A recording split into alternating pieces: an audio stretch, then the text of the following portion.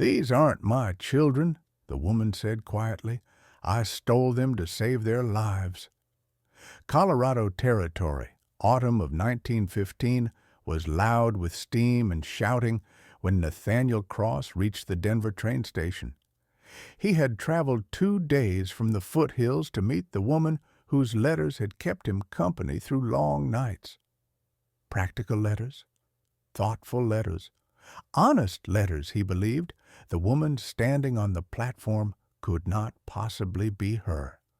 She was enormous, her body filling the space around her as if gravity itself had claimed her early. 800 pounds at least. And pressed close to her were 4 children, thin as fence rails, clinging to her skirts and coat as though she were the only solid thing left in the world. People stared. Some laughed. Others whispered. Nathaniel felt something old and sharp twist in his chest. "Mr. Cross?" the woman asked, lifting her chin with effort. Her voice was refined, educated, and strained thin by exhaustion. "That's me," he said. "Wilhelmina Grant?" "Yes."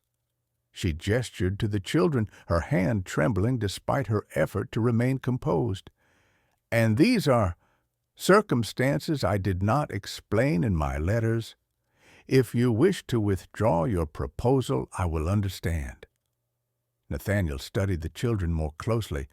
The oldest girl watched him with the wary stillness of someone who had learned to expect pain. A boy beside her bore a faint burned scar along his cheek. The youngest leaned against Wilhelmina's side, asleep, lips cracked from hunger. "Who are they?" Nathaniel asked softly. Wilhelmina swallowed. "Not here, please." He nodded once and led them to his wagon by the river, away from the noise and the eyes. When the children finally dozed among the blankets, Wilhelmina told him the truth. She had been a cook for the Blackwood family in Philadelphia, wealthy, respected, untouchable, and behind closed doors, monstrous. "The father beat them," she said, staring at her hands, "broke bones and paid doctors to lie, burned one of them for spilling soup, locked the twins in closets without food. Their mother died years ago. No one stopped him."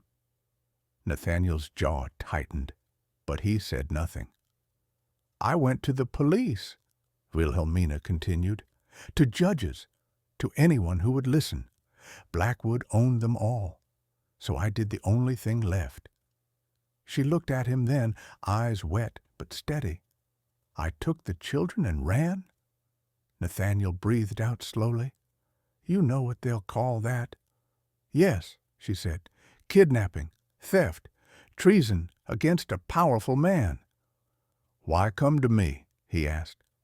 "Because you live far from cities," she replied. "Because you wrote that you wanted privacy. Because I hoped you were the kind of man who would look at 4 bruised children and choose mercy." She reached into her bag and held out folded papers. "If you won't help me, then help them. Take them to your mountain. I'll turn myself in. I won't run any more. Just don't send them back." Nathaniel looked at the sleeping children, then at the woman who had risked everything to save them. He surprised her by smiling faintly. "We're getting married," he said. "Today." Wilhelmina stared at him. "You don't understand what I've done." "I understand exactly what you've done," Nathaniel replied, "and I won't abandon courage." An hour later, in a small church, 4 children watched as 2 strangers made a promise that would change all their lives. As they climbed into the wagon afterward, the oldest girl tugged Nathaniel's sleeve. "Are you really going to protect us?" she whispered. Nathaniel met her eyes. "Yes, you're mine now." "Before we continue, let me ask you, where are you listening from today? Now, let's get back to the story." They left Denver before dawn. Nathaniel wanted distance before questions could form into pursuit. Steam from the station faded behind them as the wagon rolled west, the city giving way to open land and the long pull of the mountains beyond. Wilhelmina sat in the wagon bed among blankets and children, her massive body aching with every jolt. She kept one arm around the youngest boy, another hand resting lightly on the twins' shoulders. They slept fitfully, as children who had learned that stillness was safer than curiosity. Nathaniel drove in silence, eyes scanning the road, mind already mapping contingencies. He had spent decades surviving weather, hunger, and isolation. Human cruelty, he knew, was harder to predict. By mid-morning, the children woke. Beatrice, the eldest, watched Nathaniel with sharp, assessing eyes. "Are you going to take us back?" she asked without preamble. "No," he answered simply. Her shoulders eased a fraction. Not trust yet, just the absence of immediate terror. They stopped near a stand of cottonwoods by the river. Nathaniel built a small fire and heated broth, pouring it carefully into tin cups. He handed the first to Wilhelmina. She hesitated. "They should eat first." "They will," he said, "and so will you." No argument, no explanation, just a statement of fact. Wilhelmina drank, tears slipping down her cheeks before she could stop them. She had learned to go without, to make herself smaller in every way except the one she could not control. Being told to eat first felt like an accusation and a kindness all at once. As the day wore on, the children began to speak. Small questions at first. Where were they going? How long would it take? Would there be trees? Nathaniel answered each one calmly, without false promises. "We're going to the mountains," he said. "It's quiet there. You'll have room." Marcus, the second child, stared at the horizon. "Will he find us?" Nathaniel did not pretend not to understand who he meant. "He'll try," he said, "but he won't take you back." Wilhelmina closed her eyes, bracing for the fear those words usually brought. Instead, she felt something else, relief, heavy and unfamiliar. That night, they camped beneath a low ridge.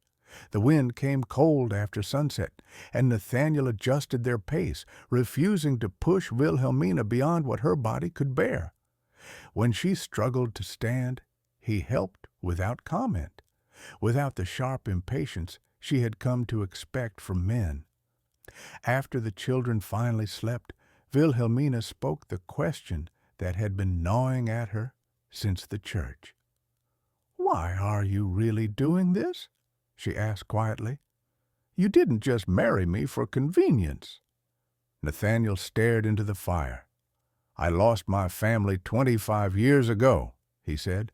"My wife and our infant twins. Childbirth." Wilhelmina said nothing.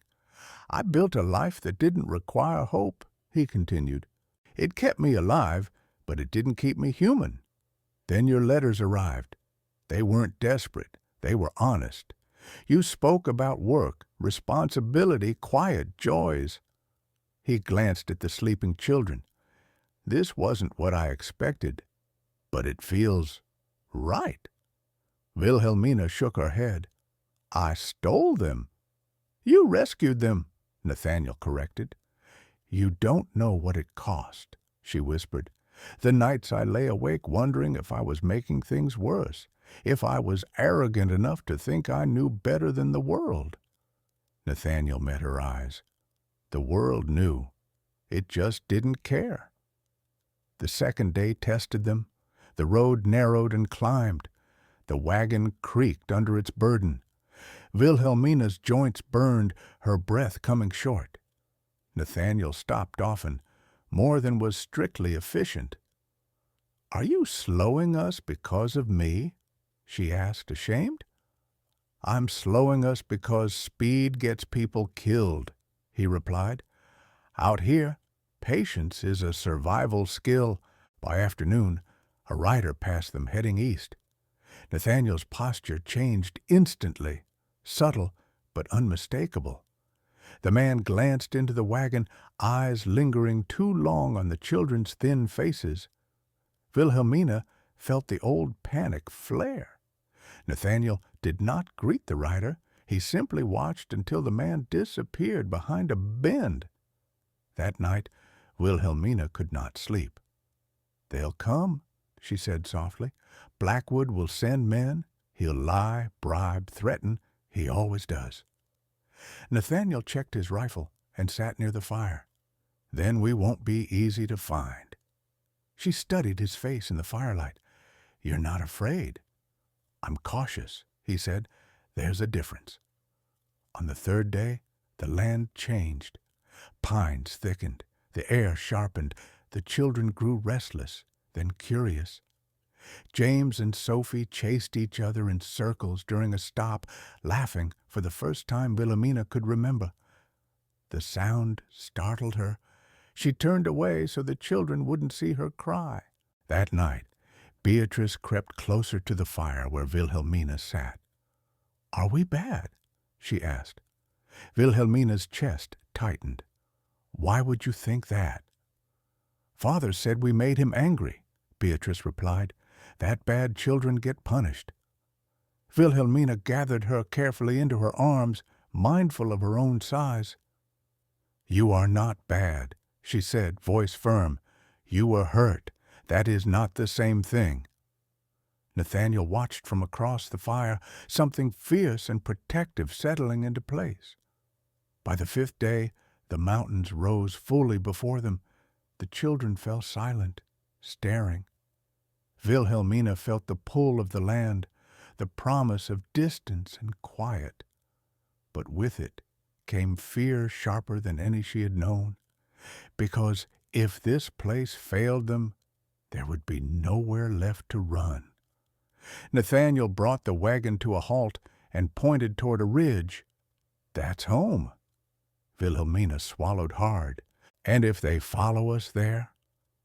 "Then they'll have to cross ground I know better than anyone," he said, "and they'll have to explain themselves to neighbors who don't like bullies." For the first time since she had fled Philadelphia, Wilhelmina allowed herself to imagine a future that did not end in handcuffs. The wagon rolled forward again. The last climb was the cruelest. The road thinned into a scar of stone and packed earth, twisting upward between pines that leaned like silent witnesses. The wagon strained. The mule's breath steamed white in the cold air. Every jolt sent pain through Wilhelmina's body, deep and grinding, the kind that settled into bone and stayed. She did not complain. Nathaniel noticed anyway. He slowed them further, choosing steadiness over speed, even as the sky darkened earlier each evening and the air grew sharp with altitude. He walked beside the wagon for long stretches, one hand on the rail, the other ready to steady a wheel. When Wilhelmina finally gasped, unable to shift her weight without pain, Nathaniel stopped immediately. "We'll rest," he said. "We can't," she replied, panic flickering. "If we stop too long—" "We rest," he repeated, not raising his voice. "Fear doesn't decide our pace." He built a small fire sheltered from the wind, wrapped Wilhelmina's legs, and brought her water. The children hovered close, unsure whether to speak. Nathaniel crouched to their level. "You didn't break anything by needing a pause," he said. "Bodies have limits. Respecting them keeps us alive." Beatrice watched him closely, as if memorizing the rule. They reached the homestead at dusk on the fifth day. It sat in a shallow bowl of land ringed by trees, a sturdy cabin of dark logs, a small barn, and a stream cutting silver through the meadow beyond. Smoke rose from the chimney, thin and calm. No fences, no guards, just distance, and the quiet authority of a place that had outlasted many winters. Wilhelmina stared. "It's beautiful," she whispered. Nathaniel nodded. "It's honest." He helped her down from the wagon with careful patience, positioning his body so she could lean without fear of falling. The children stood uncertainly until Nathaniel opened the door. "Come in," he said. "You're home." The cabin smelled of wood, iron, and dried herbs. There was space, real space, a wide table, shelves lined with jars, 2 beds built low and solid, and cots folded against the wall that could be set up without ceremony. Wilhelmina noticed everything, the way Nathaniel moved a stool closer to the fire before she asked, the way he set aside blankets for the children first, the way he never once looked at her body with irritation or calculation. That night, the children ate until they were full and then stopped, confused by the absence of punishment. Marcus asked quietly if there would be more tomorrow. "Yes," Nathaniel said, "and the day after that." Beatrice slept with one eye open. Wilhelmina did not sleep at all. She sat by the fire, listening to the wind outside, waiting for the sound of hooves or voices. Nathaniel cleaned his rifle and set it within reach, not as a threat, but as a tool. "They won't come tonight," he said gently, reading her posture more than her words. "How do you know?" she asked. "Men who rely on money and paperwork don't rush into mountains they don't understand."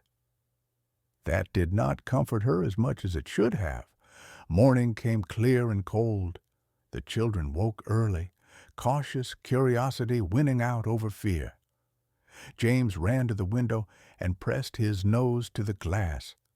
Sophie followed, laughing when she saw her breath fog the pain. Nathaniel took them outside after breakfast, teaching them how to walk on uneven ground, how to listen for the stream's sound. Wilhelmina watched from the doorway, her chest tight with something dangerously close to joy. Then she heard it, not footsteps, not voices, thought. Someone wondering how far up the ridge a wagon could travel. Her stomach dropped. "Nathaniel," she said quietly. He turned at once. "What is it?"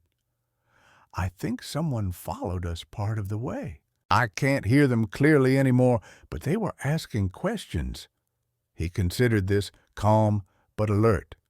"How many?" "I'm not sure." "Then we prepare." Preparation did not look like panic. Nathaniel moved through the day reinforcing shutters, checking sight lines, setting small warnings along the path that only he would recognize. He showed Wilhelmina where the spare keys were kept, how to bar the door from inside, where the safest corner of the cabin was if shots were fired. "You've done this before," she said. "I've lived long enough," he replied. In the afternoon, neighbors arrived, 2 trappers, a homesteader and his wife, a Ute man. Nathaniel greeted with quiet respect. They brought no drama, no questions, only presence. Wilhelmina noticed how Nathaniel spoke to them, how his word carried weight without volume. That evening, after the visitors left, Wilhelmina finally spoke the fear she had been holding back. "I've turned your life into a target," she said. "If they come, they won't just come for me." Nathaniel sat across from her, the fire between them. "My life was quiet," he said. "Not safe, quiet. There's a difference." "You could send us away," she said, "before it gets worse." He shook his head once. "I don't send children back to abusers, and I don't abandon a woman who chose courage over comfort." Her eyes filled. "I chose desperation." "You chose action," he corrected. "That matters." The children began to heal in small, uneven steps. Beatrice stopped flinching when doors closed. Marcus slept through the night. The twins argued over chores like ordinary children, their laughter echoing across the meadow. Wilhelmina watched it all with awe and fear tangled together, because healing made them visible. One afternoon, while Wilhelmina taught the children their letters, Nathaniel returned from checking the ridge with news he did not soften. "There were riders in the lower valley this morning," he said, asking questions. Wilhelmina's hand shook. "Blackwood." "Yes." She closed her eyes. "He'll say I'm a criminal, that I stole his property." Nathaniel's voice hardened. "Then we'll say the truth out loud." "And if the law sides with him?" "Then we make it expensive," he said. "Witnesses, records, testimony. I know people who don't like bullies wearing badges." That night, Wilhelmina sat alone by the fire long after the cabin slept. She thought of Philadelphia, of locked doors and polished lies, of children crying quietly so no one would hear. She thought of this place, of mountains that asked nothing but honesty, of a man who had chosen her without hesitation. She made a decision. When Blackwood came, she would not hide behind Nathaniel's strength. She would stand beside it. At dawn, she told him, "I won't run again," she said, "not with them watching, not with the children learning what courage looks like." Nathaniel studied her, then nodded once. Good. Outside, the mountains held their silence, and somewhere below, a man who had never been told no was climbing toward a reckoning. Winter arrived early in the high country. The first heavy snow came one night without warning, settling over the meadow like a held breath. By morning, the world had narrowed to the cabin, the barn, and the trees pressed close around them. Roads vanished. Sound softened. Distance became protection. For the children, it was the first time confinement felt like safety. Nathaniel rose before dawn each day, coaxing the fire back to life, chopping wood while the sky was still iron gray. Wilhelmina woke later, stiff with pain but determined, moving slowly through the cabin as if mapping a new body she was learning to trust again. He always let her eat first. At first, she tried to argue. Then she learned he would simply wait. It was a small thing, easily missed by anyone who had never been hungry on purpose. For Wilhelmina, it rewrote something fundamental. In Philadelphia, meals had been measured and monitored. In flight, she had rationed herself to keep the children alive. Here, food was offered without calculation. Nathaniel did not praise her for eating. He did not comment on her size. He did not look away. He treated nourishment like weather, necessary, neutral, unremarkable. The cabin settled into rhythm. Wilhelmina organized the shelves, labeling jars, planning meals weeks ahead. She taught the children their letters in the afternoons, her voice steady and patient, correcting gently, never raising it. When Beatrice froze at a mistake, bracing for punishment, Wilhelmina placed her hand flat on the table. "Mistakes are how learning sounds," she said. "Listen closely." Beatrice blinked, then tried again. Nathaniel watched from the doorway, saying nothing, absorbing the quiet miracle of it. The children learned the land the way children should, through play disguised as work. Nathaniel showed them how to split kindling safely, how to listen for the stream beneath the ice, how to read tracks pressed into snow. He never tested them. He never mocked fear. When Marcus dropped a bucket and flinched, Nathaniel simply picked it up. "Cold makes hands clumsy," he said. "It happens." Marcus stared at him, confusion slowly easing into relief. At night, the cabin filled with sound, not shouting, not crying, stories. Nathaniel told them about winters he had survived, about wolves that kept their distance, and storms that taught patience. Wilhelmina read from the book she had carried west, her voice smoothing the rough edges of the day. The twins argued over who got which blanket, the argument ending in laughter instead of punishment. One evening, the wind rose suddenly, slamming against the cabin walls. The sound ripped Beatrice from sleep, her scream sharp and immediate. Wilhelmina was there before Nathaniel could rise, wrapping her arms around the girl, rocking her gently. "It's just weather," she whispered. "Nothing is coming in." Beatrice shook, breath hitching. "He used to lock us in the cellar when it stormed." Wilhelmina's jaw tightened. She did not curse. She did not promise what she could not guarantee. "You're not there anymore," she said. "You're here, with us." Nathaniel stood in the doorway, rifle forgotten at his side, watching Wilhelmina soothe a child who had learned to fear darkness. Something in him shifted, quiet and irreversible. In the days that followed, Wilhelmina began to change, not quickly, not dramatically. She stood a little taller.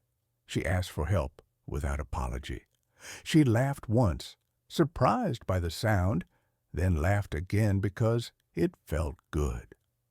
Nathaniel noticed how she moved through the cabin, how she planned without being asked, how she anticipated needs before they became problems. She was not a guest. She was not a burden. She was the axis around which the household turned. One afternoon, while Nathaniel repaired a section of roof, Wilhelmina ventured outside alone, leaning on a sturdy staff he had carved for her. The snow glittered in the sunlight. The children built a lopsided fort near the tree line. She breathed deeply, the cold sharp in her lungs, and realized she was not waiting for disaster. She was present. The first visitor came in late January, a man from the lower valley, polite and overly curious, claiming he was looking for stray cattle. Wilhelmina felt it immediately, the careful way his eyes catalogued the cabin, the children, her body. Nathaniel spoke with him at the edge of the clearing, voice calm, posture relaxed, but immovable. There were no raised voices, no threats. The man left sooner than he had planned. That night, Wilhelmina sat by the fire, fingers knotted together. "They're looking for us." "Yes," Nathaniel said. "And you're still not asking me to leave?" "No." She studied him. "You could be safer without us." Nathaniel met her gaze.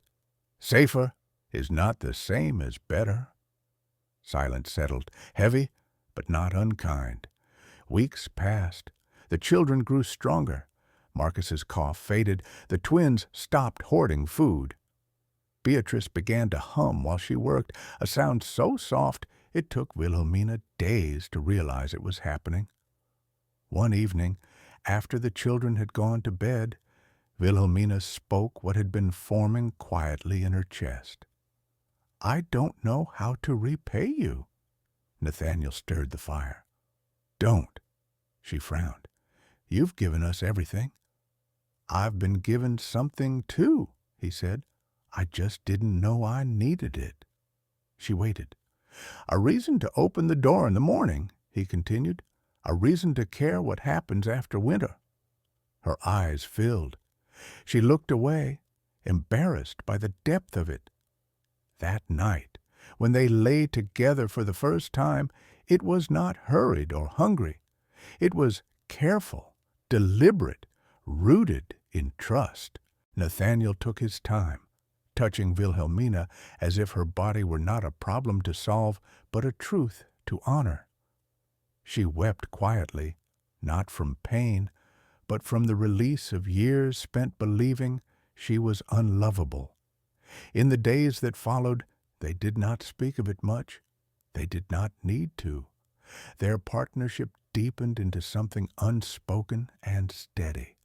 the kind of love that shows itself in shared labor and quiet glances across a room. Then the letter came, folded neatly, delivered by a boy who would not meet Wilhelmina's eyes. Nathaniel read it once, then again. "What is it?" Wilhelmina asked. He handed it to her. Samuel Blackwood's name was written in a firm, confident hand. The words were polite, legal, certain. He demanded the return of his children. He accused Wilhelmina of kidnapping. He informed Nathaniel that federal authorities would soon be involved. Wilhelmina's hand shook as she lowered the paper. "He's coming," she said. "Yes," Nathaniel replied, "and he won't come alone." She closed her eyes, feeling the old fear claw up her spine. Then she thought of the children asleep in their beds, of Beatrice humming, of Marcus sleeping without nightmares. She opened her eyes again. "Then we don't wait," she said. "We tell the truth first." Nathaniel studied her, pride flickering across his face. "I was hoping you'd say that." Outside, the mountains stood indifferent and ancient. Inside, a family that should not have existed prepared to defend itself. Blackwood did not come alone.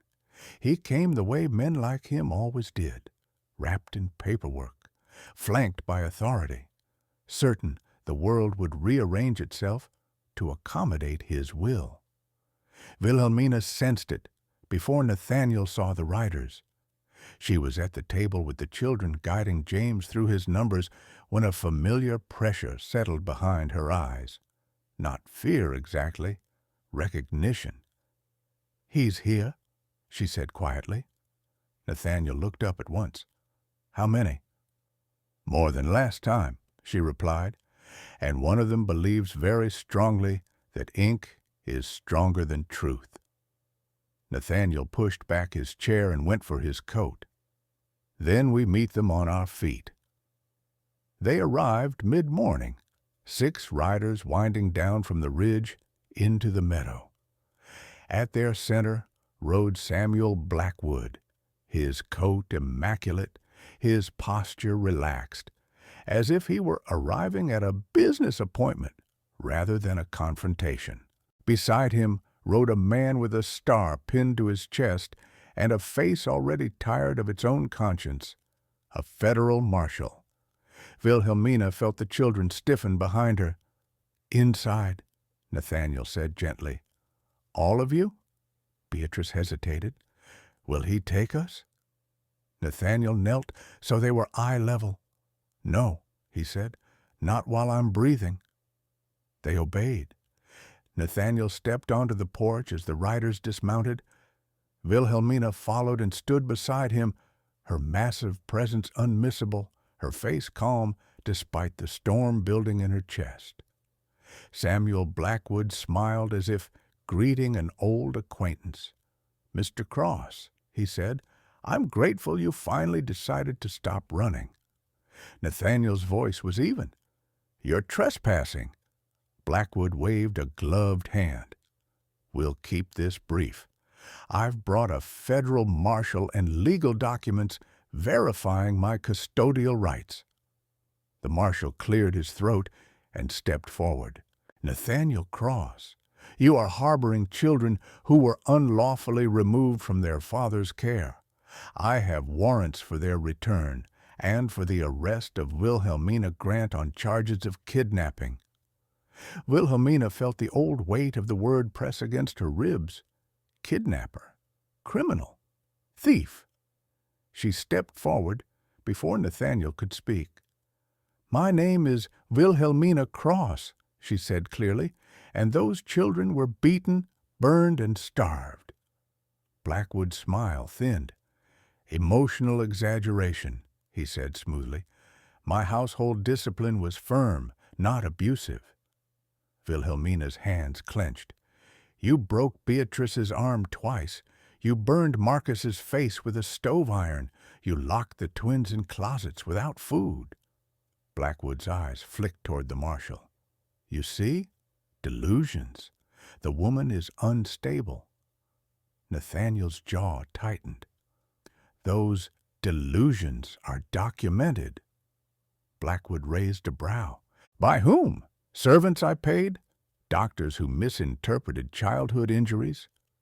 Wilhelmina heard the truth humming beneath his words. Confident, protected, untouchable. The marshal shifted uncomfortably. Mr. Cross, he said, avoiding Wilhelmina's eyes, the law requires you to comply. If you resist, you'll be arrested as well. Nathaniel nodded once. Then listen carefully. He stepped aside and gestured toward the cabin.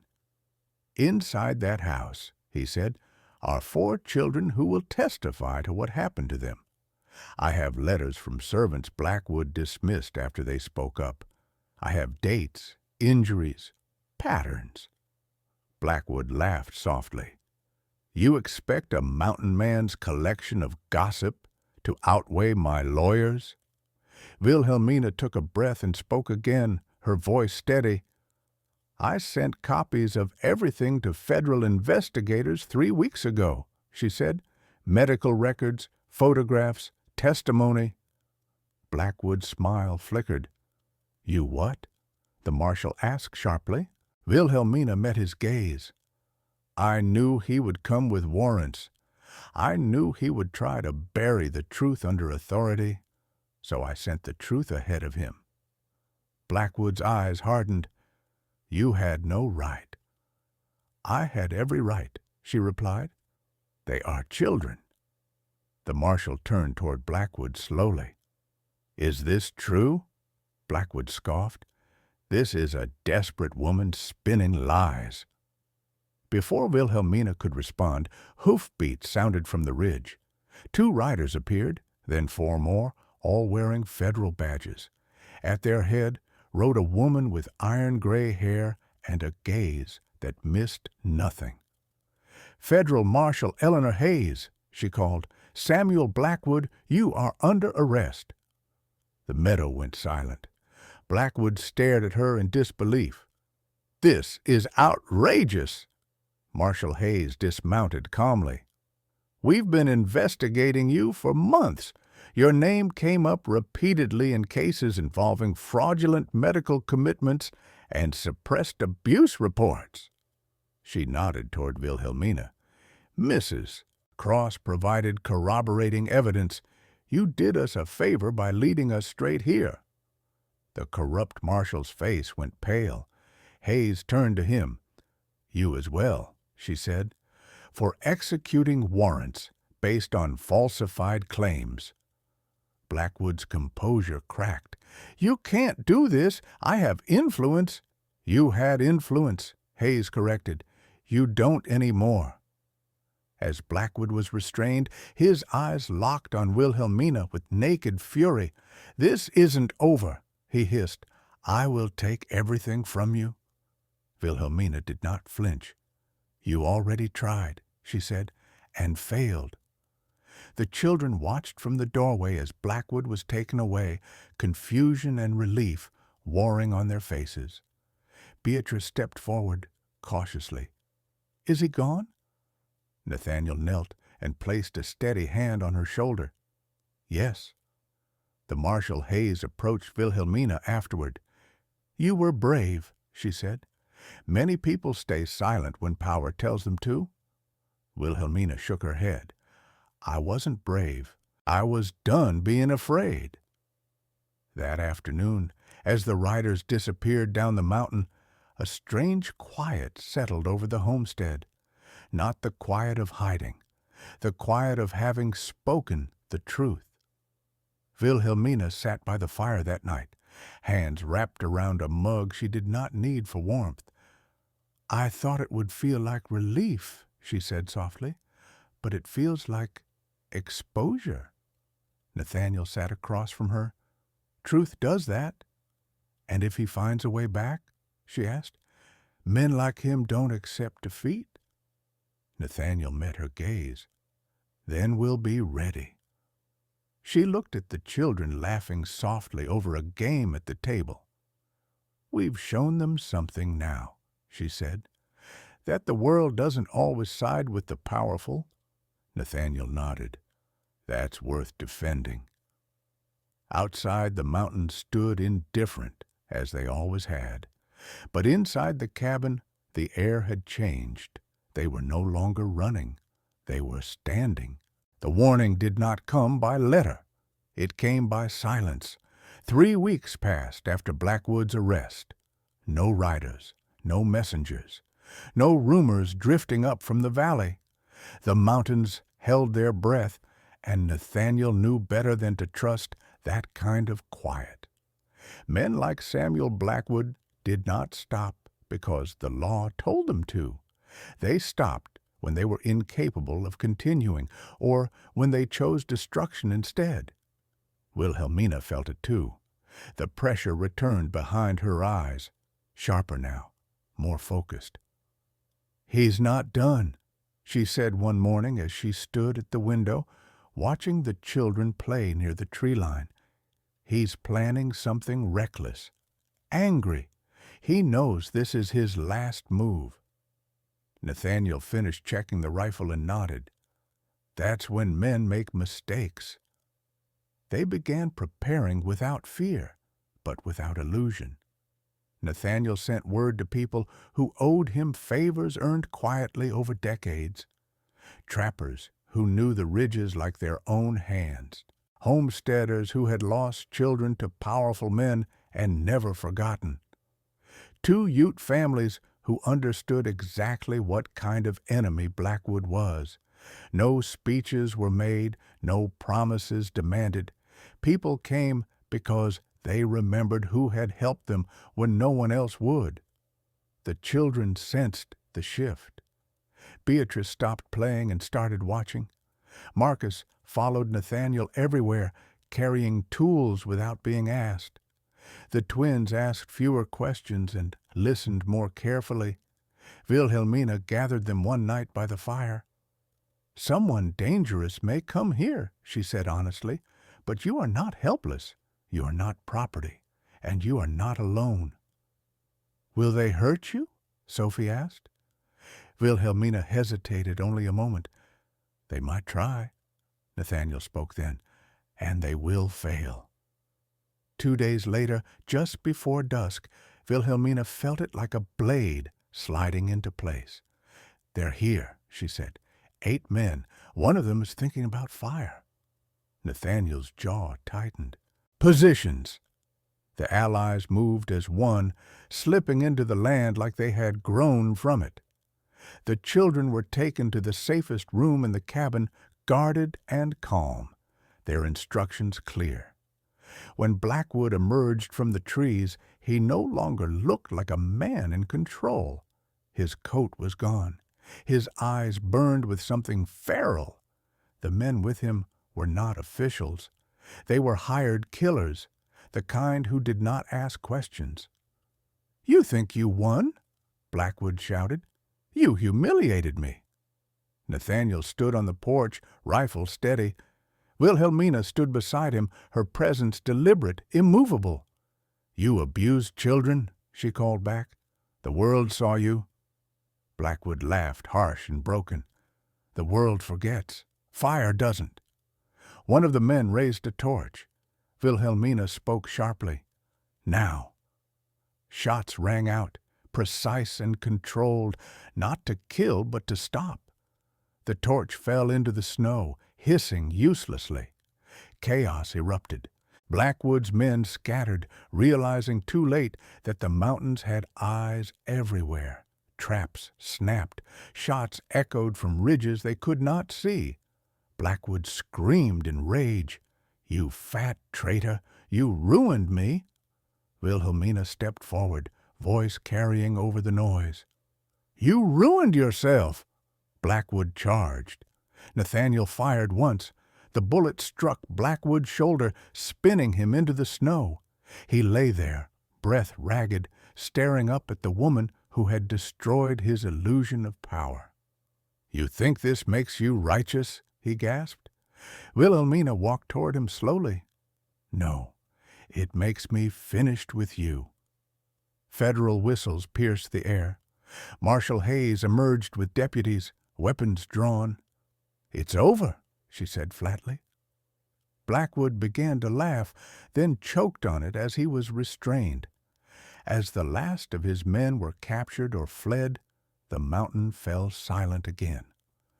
Wilhelmina's knees gave out only after it was done. Nathaniel caught her, holding her until the shaking passed. The children emerged cautiously. "Is it over?" Marcus asked. Nathaniel knelt. "Yes." Beatrice looked at Wilhelmina with something like awe. "You didn't run." Wilhelmina smiled faintly. "Neither did you." Blackwood was taken away in chains that night. No speeches, no threats. Just the finality of a man who had reached the end of every road he thought he owned. When the deputies left, the Allies lingered only long enough to make sure the family was safe. "You did good," one of them said to Wilhelmina. "Not many stand up like that." She shook her head. "I didn't stand alone." Winter returned quietly after that, but it felt different. Not like a siege, like peace earned honestly. That night, Wilhelmina sat beside Nathaniel, the children asleep nearby. "I was so afraid of what they would learn from this," she said softly. Nathaniel watched the fire. "They learned that monsters don't always win." She rested her head against his shoulder. "And that family isn't blood. It's choice," he agreed. Outside, snow began to fall again, gentle and clean. Peace felt unfamiliar at first. Not fragile, not tense, but quiet in a way that made the ears strain for danger that no longer came. After Blackwood was taken away for the last time, the mountains did not celebrate. They simply returned to themselves. So did the family. The children slept deeper than they ever had. Not the exhausted sleep of fear, but the heavy, unbroken rest of safety. Marcus stopped checking the door at night. The twins stopped hoarding food beneath their beds. Beatrice began leaving the window uncovered. Wilhelmina noticed these things the way one notices sunlight returning after a long winter, slowly, almost afraid to name it. Nathaniel did not rush anything. He repaired what had been damaged, reset traps, replaced boards scorched by a fallen torch. He worked steadily, without drama, as if survival had simply been another season now passing. One afternoon, Wilhelmina found herself alone in the cabin, the children outside with Nathaniel. She sat at the table, hands folded, and realized something startling. She was not bracing for the next blow. The fear that had once lived permanently in her chest had loosened its grip. Not gone entirely, but no longer in control. When Nathaniel returned, she said it out loud. "I don't know who I am when I'm not running." He considered this. "Then you get to find out." Life reshaped itself in small, ordinary ways. Wilhelmina began teaching the children more formally, setting lessons by the window each morning. Beatrice discovered she loved numbers. Marcus preferred stories.